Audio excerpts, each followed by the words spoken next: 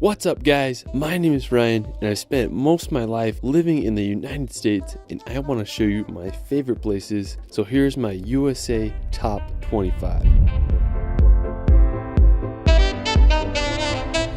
The US is an incredible country, from the beautiful Hawaiian Islands to the wild rock formations of the Southwest. Each part of the US has something unique to offer that deserves a visit. Let's start this video off at beautiful Lake Tahoe. I have to say that it's my favorite lake in the USA. Located right on the Nevada and California border, Lake Tahoe is the second deepest lake in America with a depth of over 1,600 feet. It's just absolutely massive. What I love about this lake is how clear the water is. It's just such a stunning blue color. It's also famous for having smooth granite rocks that peek out of the water. Now a great place to go is Sand Harbor Beach. It's full of clear water and tons of Lake Tahoe rocks. It's an ideal place to swim and paddleboard. Me and my wife were there back in May. Now while the water was freaking cold, it was still fun to go there and enjoy the scenery. If you do go, I'd recommend visiting in July or August so the water can warm up a little. After, we're going to head over to Yosemite National Park. Now located about a 4 hours drive from Lake Tahoe, Yosemite is one of the most stunning national parks. It's famous for its massive granite cliffs, clear streams, and powerful waterfalls. One of the coolest features of the park is Half Dome. It's this gigantic piece of granite that rises over 5,000 feet from the valley below. One side is a sheer cliff, while the other half has the appearance of a rounded dome. One of the most famous waterfalls in the park is Yosemite Falls. It's one of the world's tallest, with its upper falls being 1,430 feet high. One of the more peculiar waterfalls in the park is Horsetail Falls. During mid-February, the setting sun hits the water just right, creating the illusion of a firefall. Yosemite is home to some of the most beautiful spots in the US, and I hope you all can visit. From Yosemite, we're going to head to the coast to visit Big Sur. Now located on the Pacific 101 highway, Big Sur is one of America's most scenic drives, known for its winding turns, seaside cliffs, and views of the misty coastline. One of the coolest places in Big Sur is the Bixby Creek Bridge. It's one of California's most photographed bridges, and you'll understand why when you get there. Big Sur is also home to Midway Falls, which is an 80-foot waterfall that falls onto the beach below. If you keep driving south on the 101, it'll take you to this Elephant Seal Vista Point. It's this beach filled with thousands of elephant seals. They're some of the largest and weirdest animals I've ever seen. Depending on what time of year you go there, they may be sleeping on the beach or fighting to the death. Pretty crazy animals. Now while we're still in California, we're going to visit the California redwoods. Now the redwoods are the tallest trees in the world, with the highest reaching 379 feet tall. There are groves of redwoods scattered along the northern California coast, and there are plenty of places to see them. I went to the Jedediah Smith Redwood State Park. We explored the grove and I was just blown away by the size of the trees. Not only were the trees amazing, but just the whole ambience of being there. The trees pretty much blocked out all sunlight, and then the ground was covered in these ferns that made it feel like you were in a Jurassic Park film. Such a magical place. Now after exploring California, we're going to make the drive up to Oregon. Now I have to say that Oregon is one of my favorite states. It's home to massive volcanoes and countless waterfalls. Me and my wife did a road trip through the state about a month ago and it was extremely enjoyable. Oregon is home to some of the best coastline in the USA. I highly recommend just driving down the 101 Coastal Highway. One of my favorite stops was this place called Meyer Beach. It had these massive rocks and we had the beach all to ourselves. Another scenic spot is the Samuel H. Boardman Scenic Corridor. It's one of the most beautiful spots on the Oregon coast in my opinion. If you keep driving up the 101, you'll reach Cannon Beach. When you think of Oregon, you might think of Cannon Beach. I remember first seeing this place on Steven Spielberg's movie The Goonies, and I've wanted to go ever since. It's famous for its Haystack Rock. It's this massive 235-foot sea stack that shoots out of the ocean. In 2013, it was listed as one of the world's 100 most beautiful places by National Geographic, and I totally understand why. It's a wonderful beach to relax or jump in the water if you can handle the cold. After Oregon, we're going to head up to neighboring Seattle. Located in the state of Washington, Seattle has to be one of my favorite cities. I just love how it's built right on the Puget Sound, contrasted with a skyline full of skyscrapers and a backdrop of the massive Mount Rainier. Now one place you gotta visit if you're in Seattle is Pike's Place. It's a public market that has been open for more than 100 years. It's full of fresh produce stands, unique shops, and the world's first Starbucks. I just love all the colors, smells, and just all around vibe. Pike's Place is also home to the Gum Mall. it might gross you out, but at least it's full of colors. After Seattle, we're gonna head up north to visit Alaska. When you think of untamed wilderness, Alaska is it. And it's just a land full of some of the world's biggest mountains and glaciers, and it's one of the few places in the USA where you can see the Aurora Borealis. When I look at these landscapes, I mean, they're just so vast and untouched. I mean, it's unbelievable. One popular form of transportation is by helicopter or bush plane because some spots are just so remote. So if you ever want to escape the chaos of the world, Alaska may be the place you gotta go. After Alaska, we're gonna head over to Hawaii to visit the island of Oahu.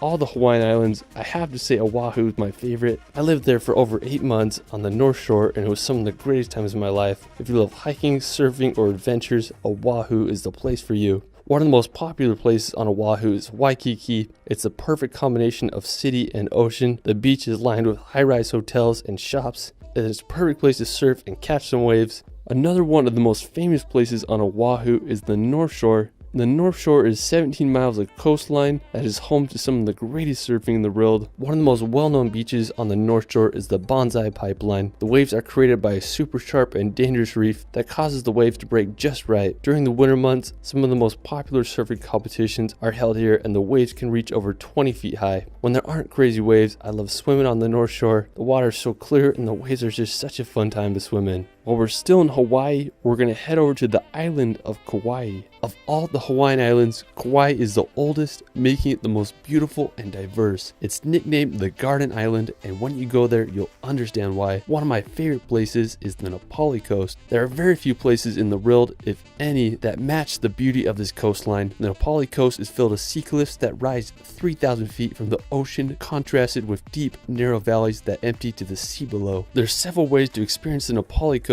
One of the best ways is by helicopter. Prices range from anywhere between $200 to $300 for a 50-minute tour. You'll be able to get some of the best views of Na Pali coastal cliffs and valleys. Another great way is through a boat tour. These range from 3 to 6 hours and cost upwards to $150 per person. If you're on a budget like me, there's plenty of hikes and lookout spots you can go to. One of my favorites is the Kalalua Lookout. Another amazing place to visit in Kauai is Waimea Canyon. Nicknamed the Grand Canyon of the Pacific, it's over 10 miles long and 3,000 feet deep. I just love the contrast between the red rock against the tropical vegetation. After exploring the Hawaiian Islands, we're going to head back to the continental US to visit the iconic New York City. With its massive skyscrapers, diverse cultures, and hustle and bustle atmosphere, it's a place that needs to be experienced. I was fortunate enough to live in New York for a few months, and the city lifestyle quickly grew on me. One of my favorite places in the city is the Brooklyn Bridge. The Brooklyn Bridge is one of the most photogenic places in all of New York. It's this massive bridge that connects the boroughs of Brooklyn to Manhattan. The bridge was finished in 1883 and it's become one of New York's most popular attractions. I used to love walking across the bridge and enjoying the view of Manhattan and the water below. The bridge is a great place to experience during the day, and it gets even more stunning at night because you'll be able to see the city lights. One of the most famous places in New York City is Times Square. It's one of the world's most popular tourist attractions, bringing in over 50 million people each year. It's full of thousands of lights and advertisements. I mean, there's just so much energy there. You can walk around there for hours. There are entertainers on the street and tons of other random attractions. Now, if you want a nature break from the city, you can explore Central Park.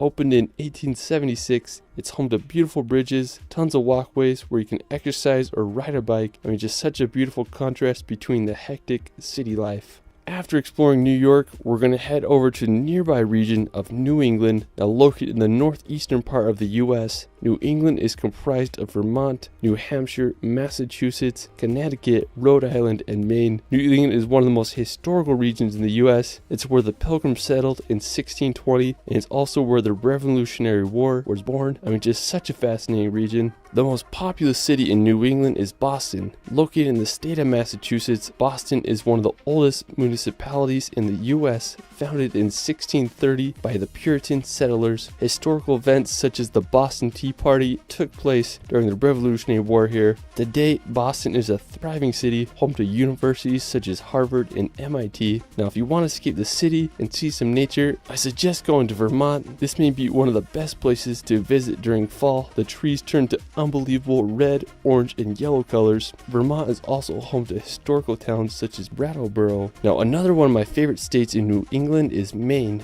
Maine is the northeasternmost point in the US as it borders Canada. It's famous for its scenic coastline filled with lighthouses and lobster shacks. One of my favorite cities in Maine is Portland. It's a charming city on Maine's coast. It was first settled in 1623 by European settlers. Today it's known for its old port district and harbor. One of the coolest places is the Portland Head Light. It's a historic lighthouse that was built all the way back in 1791, making it the oldest lighthouse in Maine. Another beautiful place in the state is the Acadia National Park. Acadia is mostly located on the Mount Desert Island. The national park is full of granite peaks, rocky coasts, and tons of beautiful trees. I have to say it's one of the most impressive national parks on the East Coast. After Maine, we're going to head to the opposite side of the country to visit the Florida Keys. So the Florida Keys are a Coral Cay archipelago located right off of southern Florida. It's basically the American version of the Bahamas. What's really impressive is that all the islands are connected by a road, making it one of the coolest drives in the US. I was out in Florida in December and I really wanted to drive all the way to the end of the Keys. When you drive on the bridges, you'll be able to see the blue Caribbean Sea.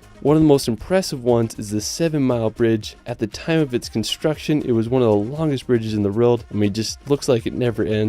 The final destination on the Keys takes you to the city of Key West. It's the most southern place in the continental US. We spent the sunset swimming on Fort Zachary Taylor State Park Beach, and it was just the perfect way to end the day. Alright, after Florida, we're going to head over to Wyoming to visit Yellowstone National Park. I went here a few weeks ago and it was a magical experience. Now, one of the most famous places in Yellowstone is the Grand Prismatic Spring. It's the third largest hot spring in the world with a depth of 160 feet, and from above it displays a remarkable rainbow color. You can walk on the platforms around the spring, but you'll get the best view by taking the short hike up to the Grand Prismatic Spring overlook. Another iconic spot in the park is Old Faithful. It's one of the world's most famous geysers because of its reliability. It erupts around every 90 minutes and the boiling water can reach 185 feet high. You can also make a drive out to the Upper Falls. It's one of the most powerful waterfalls I've ever seen. Another less popular but just as stunning spot is Mammoth Springs. I went there first thing in the morning and it was magical with all its mist coming off the hot spring terraces. Now, while we're still in Wyoming, we're going to head over to the nearby Grand Tetons National Park. I have to say this is one of my favorite national parks. I just love the incredible scenery and the unique jagged shape of the Grand Tetons. I mean, there's tons of hikes to go on. One of my favorites is to Delta Lake. It's a somewhat challenging hike, but when you reach the top, you're rewarded with a blue Gatorade colored glacier lake that has the backdrop of the massive Grand Teton Peak. I mean, it's just hard to beat the location of the spot. When I went there, I just had to jump in the water. I have to say it was some of the coolest I've ever been in, but nothing makes you feel more alive than a polar plunge in some glacier water. If you want a more relaxed experience in the Tetons, you can take the ferry across Jenny's Lake and then make a short hike up to the waterfall. Now, after Wyoming, we're going to make the 2-hour drive to Idaho to visit the St. Anthony Sand Dunes. I mean, this place is bizarre. It's over 10,000 acres of sand dunes right next to some farmland. I mean, it just feels so out of place. But the whole area is the ultimate playground. Some of the dunes reach 400 feet high. Now, if you love riding dune buggies or dirt bikes, this is the place you gotta go. My grandparents live nearby, so I've come here many times. Whenever I'm here, I feel like I'm in Dubai or somewhere exotic. It's just such an epic place you gotta visit if you're ever in Idaho. Now, after Idaho, we're going down to Utah to visit the famous Bonneville Salt Flats. The Salt Flats are located about 2 hours west of Salt Lake City. It's one of the craziest locations in Utah and the world. It's basically 30,000 acres of mud covered in a layer of salt. There's no vegetation, so all you see is white and the surrounding mountains. The Salt Flats have been featured in many music videos and movies such as Pirates of the Caribbean. I love coming out here and just messing around on the salt, whether it's setting up a tramp on the Salt Flats or jumping over my car. Since the salt is completely flat, the world's fastest land record has been set here. If you do go, be cautious about driving on the salt because you can sink your car if the salt isn't dry. Now, when it rains, the Salt Flats become the world's largest mirror, and it's just truly a surreal place that you have to visit if you're ever in Utah. After Utah, we're going to New Mexico to visit Shiprock. Now, this may be one of the most random and unique rock structures I've ever seen. Special thanks to my friend David and Rule. for helping me out with the footage here. He has some amazing shots of Shiprock. What I think is so unique about it is the volcanic spines that lead up to the rock. From a Google Earth point of view, you can see 3 volcanic spines that all come together at the rock. I mean, I've never seen anything like it before. The rock is sacred to the Navajos. They named it the Rock with Wings. I mean, what a bizarre place. While we're still in the southwest, we're going to visit Lake Powell. Now, Lake Powell is one of the coolest man-made lakes in the world. It's a reservoir that is located in Utah and Arizona. It's been called America's Lost National Park because you feel like you're in the Grand Canyon, except it's filled up with water. Now, Lake Powell was created back in 1960. A lot of my family and friends will rent a houseboat and go boating down here for weeks during the summertime. I mean, I just can't think of a better place to go wakeboarding, and it's a mecca for cliff jumping and water sports. I mean, Lake Powell is such an incredible place, and I hope you all can visit one day. Now, a super cool spot right outside Lake Powell is Horseshoe Bend. It's this picturesque section of the Colorado River surrounded by massive cliff walls. Another really fascinating nearby attraction is Antelope Canyon. It's located just 20 minutes from Horseshoe Bend. Now, Antelope Canyon is one of the most impressive slot canyons in the world. From the outside, the area just looks like a normal desert landscape. As you descend in the slot canyon, you'll witness some of the most beautiful sculpted sandstone. The canyon was formed by flash floods and thousands of years of erosion. Now, for our last destination, we're going back to Utah to visit Zion National Park. Now, Zion is just out of this world. Pictures and videos don't do it justice. It's home to steep red rock cliffs that are thousands of feet high. One of my favorite and most famous places in Zion is the hike to Angel's Landing. It's about a 5-mile round-trip hike that's famous for its sketchy chain trail. We crossed the bridge over the Virgin River and headed up the trail. We hiked up some steep switchbacks until we reached the top. Angel's Landing is famous for its 1,000-foot drop-offs and chains that lead the way. I did the hike in the winter, so it was icy at times. I bought my 360 camera so I could get every possible angle of the trail. I was able to reach the top, and the view just blew my mind. I was able to see all of Zion's Canyon. It was just surreal. If you can handle the heights, I hope you can hike Angel's Landing sometime in your life. Well, that is it for my USA Top 25. Let me know where your favorite place is in the United States in the comments below. I also started a relaxation channel where I post hour-long films with calming music to bring some peace and nature in your life. You can find me on TikTok and Instagram at shirley.films. It's Ryan, and we will see you later.